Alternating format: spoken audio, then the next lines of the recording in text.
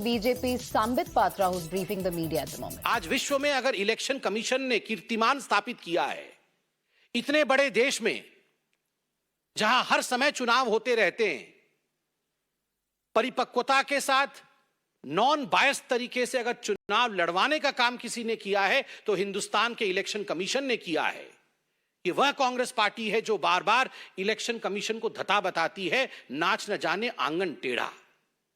खुद इलेक्शन लड़ नहीं सकते हैं और इलेक्शन कमीशन को बिका हुआ बताते हैं, उद्योगपतियों के दबाव में काम करने वाले बताते हैं। यह बहुत ही चिंता का विषय है और मुझे लगता है प्रत्येक हिंदुस्तानी को इसका संज्ञान लेना चाहिए। जुडिशरी, इलेक्शन कमीशन, मीडिया को बिका बताने वाला नेता कभी भी सही मायने में नेता नहीं हो सकता। और जहां तक जांच एजेंसियों का सवाल है, भ्रष्टाचारियों को डरना चाहिए। जिन लोगों ने देश के करोड़ों रुपए का गबन किया, जो लोग आज बेल पे बाहर हैं, कांग्रेस के दर्जनों नेता आज बेल पे बाहर है because of the humongous corruption that they have committed. और स्वाभाविक है, भ्रष्टाचार किया है तो जांच होगी। इसलिए यह बताना कि एजेंसीज उद्योगपतियों के लिए काम कर रहे हैं, कहीं ना कहीं आपके अंदर के गिल्ट भाव को, आपके अंदर के ग्लानि भाव को दर्शाता है। राहुल जी, आपने कहा कि हिंदुस्तान की जो हालत है वो खराब है। राहुल जी, हिंदुस्तान की हालत आज क्या है शायद आप नहीं जानते हैं, मगर हम आपके नॉलेज को दुरुस्त करते हैं। Let me enlighten you as to what is the condition of India today.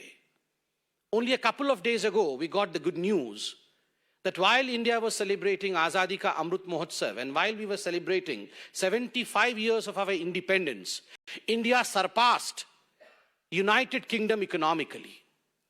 Today, we are the 5th largest economy of the world. आज हम विश्व के 5वें सबसे बड़े आर्थिक स्तंभ हैं, आर्थिक जगत है।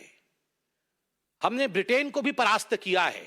आज ब्रिटेन 6ठे नंबर पे है तो भारतवर्ष आज 5वें नंबर पे है। याद करिए राहुल जी, आपके समय एक ऐसा वक्त आया था जब भारत फ्रजाइल 5 इकोनॉमी में काउंट होती थी।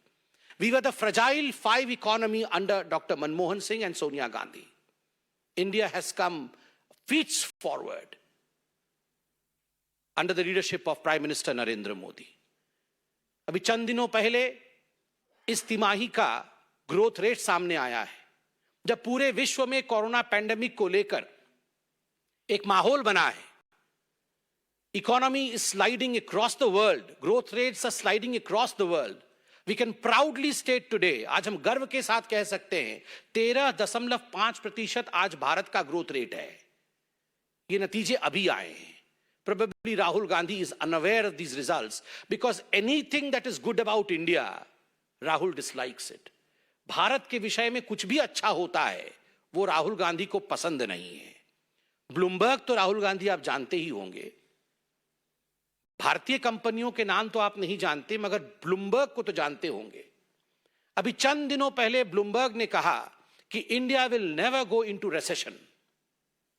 भारत कभी भी रिसेशन में जा नहीं सकती है because of basics are strong. Under the leadership of mister Narendra Modi, हमारे प्रधानमंत्री के नेतृत्व में भारत इस प्रकार से सशक्त हुआ है कि हम कभी भी मंदी की तरफ गति नहीं करेंगे।